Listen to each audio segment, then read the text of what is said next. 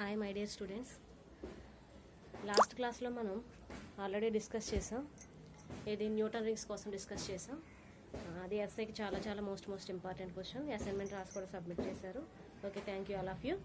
And next topic is wedge method. ఇది మీకు ఎస్ఐలో part A కింద అడగొచ్చు, లేదంటే 5 మార్క్స్ కూడా అడగొచ్చు. ఓకేనా?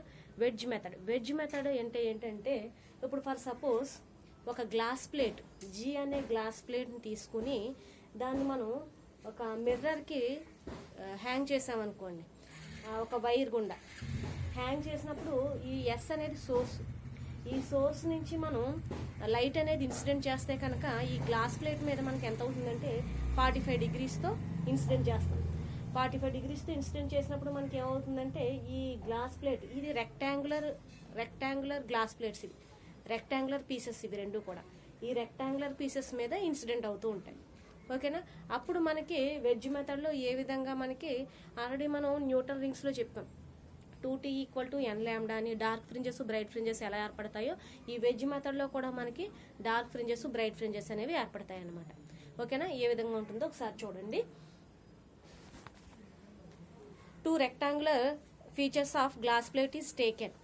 ఇవి రెండు రెక్టాంగులర్ గ్లాస్ ప్లేట్స్. అంటే మనం డయాగ్రామ్లో చూపించడం కోసం మనం ఈ విధంగా చూపిస్తున్నాం, కానీ రెండు కూడా రెక్టాంగులర్ షేప్లో ఉంటాయన్నమాట. Wire is place between the 2 plates.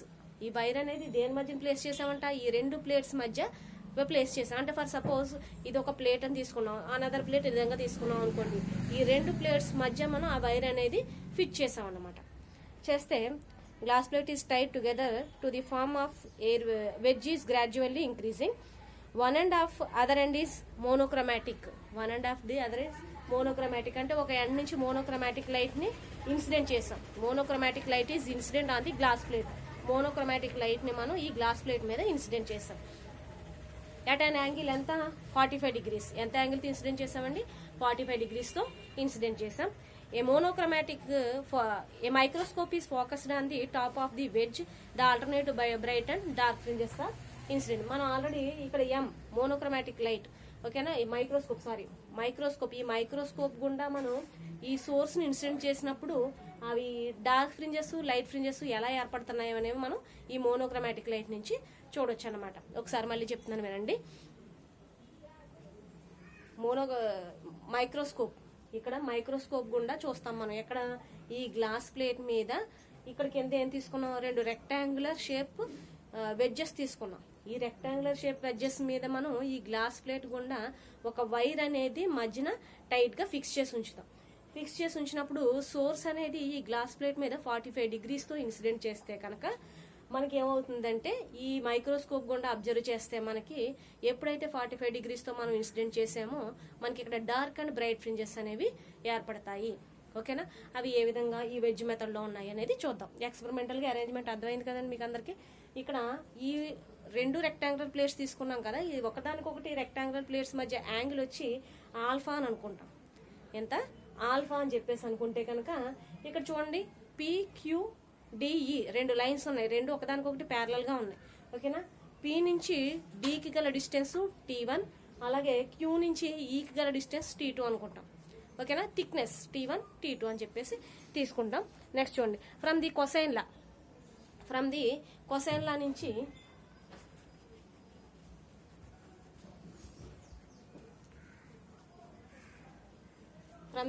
లా నుంచి మీకు ఆల్రెడీ తెలుసు ఏంటి, delta equal to 2μt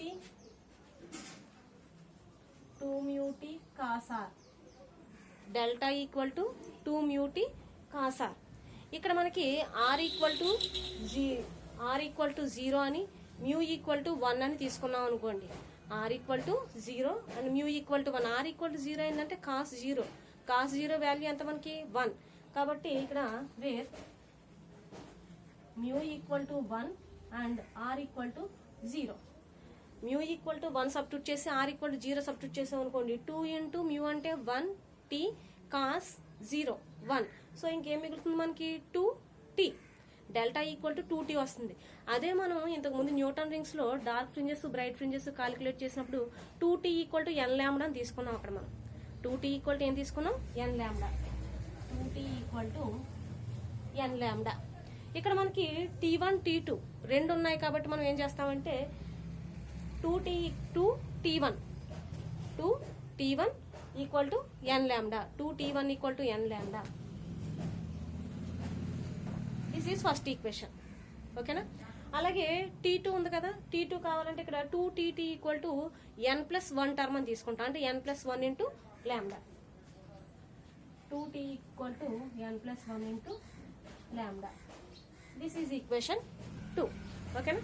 2T1 equal to n lambda and 2T2 equal to n+1 into lambda. This is the second equation. ఓకేనా? అయితే ఇప్పుడు చూడండి, ఇక్కడ మనకి ఆల్ఫా వచ్చింది యాంగిల్. ఎప్పుడు ఈ రెండు ఫ్రింజెస్ మధ్య డిస్టెన్స్ యాంగిల్ ఎంత ఉంటుందంటే ఆల్ఫా. ఆల్ఫా అంటే ఇప్పుడు tan ఆల్ఫా క్యాలిక్యులేట్ చేయాలనుకోండి. tan ఆల్ఫా అంటే ఏంటి? ఆల్ఫాకి opposite side by adjacent side. ఓకేనా? tan ఆల్ఫాకి opposite side for suppose triangle APD triangle తీసుకున్నాం అనుకోండి. tan ఆల్ఫా ఈక్వల్ టు ఏమవుతుంది? ఆల్ఫాకి ఆపోజిట్ సైడ్ వచ్చి పీడి, అలాగే ఎడ్జసెంట్ సైడ్ వచ్చి ఏపీ అవుతుంది. దాని నుంచి రాయండి. tan alpha equal to PD by AP, adjacent side AP కదా, ఏపీ. అలాగే ఈ ట్రయాంగిల్ తీసుకున్నాం అనుకోండి. tan alpha equal to triangle ఈఏక్యూ నుంచి చూసామనుకోండి. tan ఆల్ఫా ఈక్వల్ టు ఆల్ఫాకి ఆపోజిట్ సైడ్ ఏమవుతుంది? ఈక్యూ. ఆపోజిట్ సైడ్ ఏమవుతుంది? EQ, adjacent side AQ. కాబట్టి ఏమవుతుంది? tan alpha is equal to EQ by AQ. EQ by AQ. So tan alpha equal to PD by AP equal to EQ by AQ. ఇక్కడ మనకి PD from the diagram నుంచి ఏంటి? PD equal to T1, అలాగే EQ equal to T2. So ఆ రెండు కూడా ఇక్కడ substitute చేసుకున్నాం అనుకోండి. ఏమవుతుంది? tan alpha is equal to T1 by AP and T2 by AQ. T1 by AP and T2 by AQ. ఓకేనా? ఇప్పుడు ఏం చేస్తామంటే మనం T2 లోంచి T1 లెస్ చేస్తాం. tan alpha is equal to ఏమని చేస్తామంటే అప్పుడు T2 minus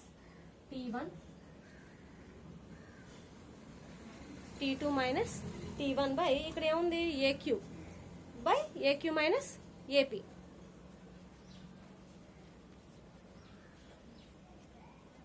AQ minus AP. ఒక్కసారి ఇక్కడ చూడండి, డయాగ్రామ్ లో AQ మైనస్ AP కావాలంటే మనకి PQ వాల్యూ వస్తుంది. అంటే ఇప్పుడు ఫర్ సపోజ్ టోటల్ డిస్టెన్స్ ఇది టోటల్ డిస్టెన్స్ AQ అనుకోండి. ఇక్కడ P ఉంది. P మనకి ఇప్పుడు AQ మైనస్ AP చేసామనుకోండి, PQ డిస్టెన్స్ వస్తుంది కదా. ఆ PQ డిస్టెన్స్ ఎంత అంటే మనకి బీటా. PQ డిస్టెన్స్ ఎంత? బీటా. కాబట్టి మనకి ఇక్కడ AQ మైనస్ AP ప్లేస్ లో ఏం రాసుకోవచ్చు? మనం బీటా రాసుకోవచ్చు. అర్థమైందండి? ఒకసారి చూడండి, టోటల్ డిస్టెన్స్ AQ, మధ్యలో డిస్టెన్స్ AP, రిమైనింగ్ డిస్టెన్స్ కావాలంటే AQ మైనస్ AP చేసామనుకోండి, PQ డిస్టెన్స్ వస్తుంది కదా. సో ఆ PQ డిస్టెన్సే బీటా ఇక్కడ. సో ఇక్కడ AQ మైనస్ AP ప్లేస్ లో ఏం తీసుకుంటాం అంటే బీటా తీసుకుంటాం.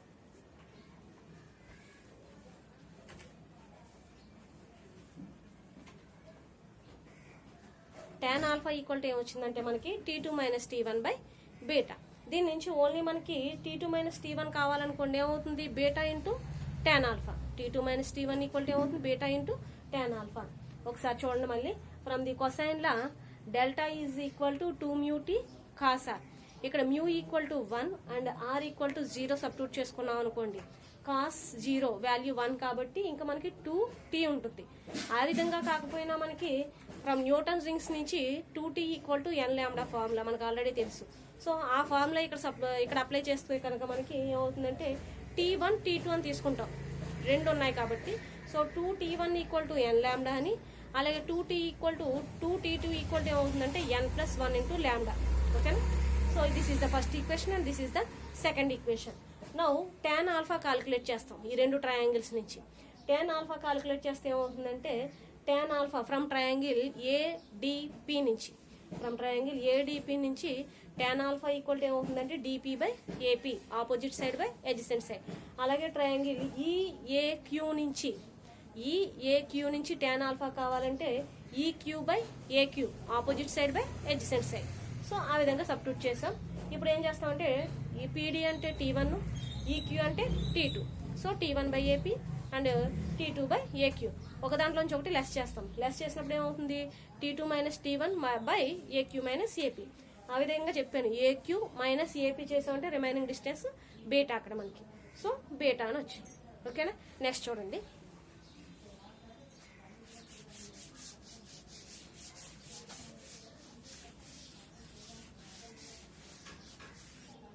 లాస్ట్ మనకి ఏమొచ్చింది, tan alpha equal to T2 minus T1 by beta. దాని నుంచి ఓన్లీ T2 మైనస్ T1 కావాలంటే ఇక్కడ బీటా అనేది డివైడ్ చేస్తుంది, పక్క వస్తే మల్టిప్లై చేస్తుంది.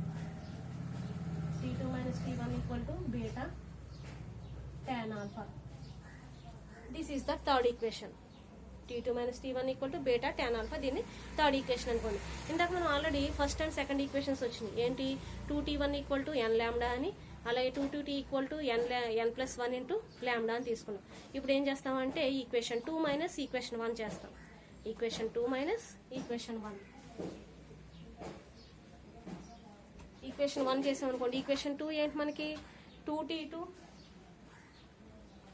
ఈక్వేషన్ 1 ఏంటి, 2T1 equal to 2T2 equal to n plus 1 into lambda కదా, minus 2T1 equal to n lambda. So n into lambda, n lambda plus 1 into lambda, lambda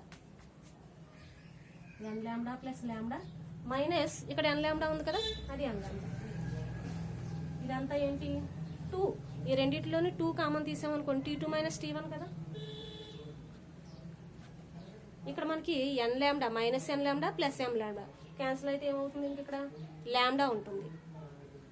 2 into T2 minus T1 equal to lambda. దీని నుంచి only T2 minus T1 కావాలనుకోండి, ఇక్కడ 2 అనేది multiply చేస్తుంది, ఆ పక్కకి వెళ్తే divide చేస్తుంది. కాబట్టి T2 minus T1 equal to lambda by 2. This is the fourth equation. That is the fourth equation. ఇప్పుడు థర్డ్ ఈక్వేషన్ లో T2 minus T1 equal to beta into tan alpha వచ్చింది. అలాగే ఇక్కడ ఫోర్త్ ఈక్వేషన్ లో T2 minus T1 equal to n lambda by 2 వచ్చింది. So ఈ రెండు equations ని ఈక్వల్ చేయొచ్చు కదా, T2 minus T1, T2 minus T1. From equation 3 and 4 ఏమవుతుంది మనకి, beta tan alpha equal to lambda by 2.